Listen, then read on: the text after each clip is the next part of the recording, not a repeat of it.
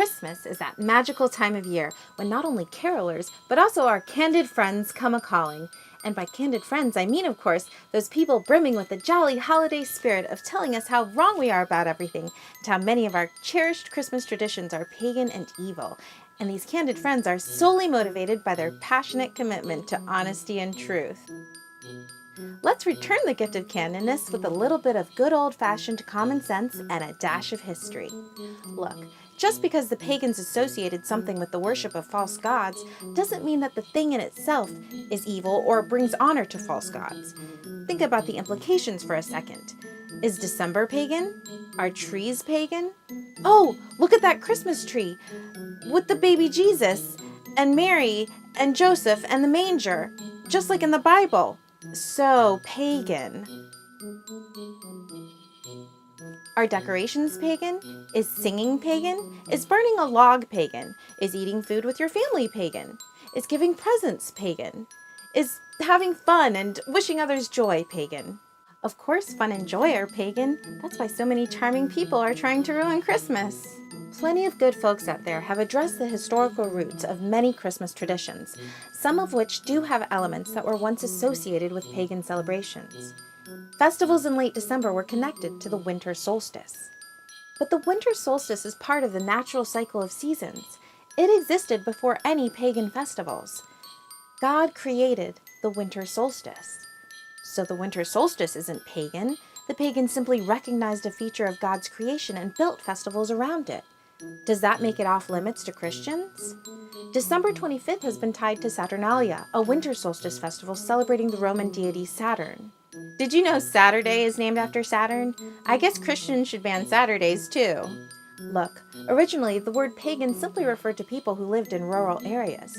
Since Christianity began spreading initially in the cities, the term pagan became associated with peoples who were unreached by the gospel.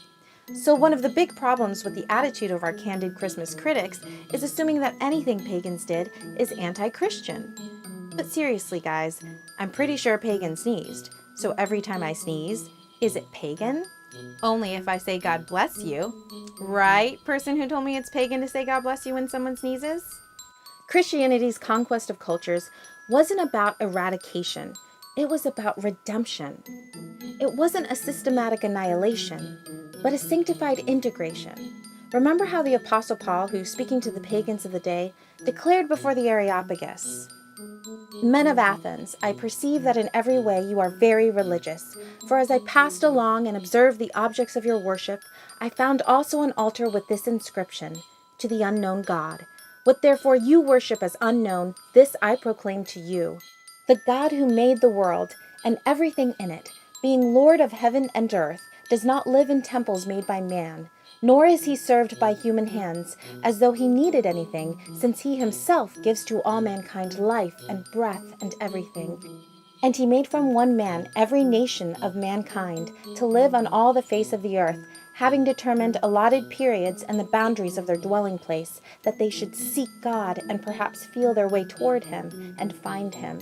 Yet he is actually not far from each one of us, for in him we live and move and have our being, as even some of your own poets have said, for we are indeed his offspring."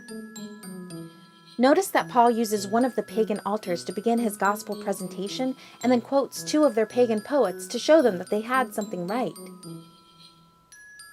Although the pagans of old were misguided, they rightly sensed the one in whom we live and move and have our being, and their reverence was a good thing, which Christianity reclaimed by redirecting it from lifeless idols to the living God.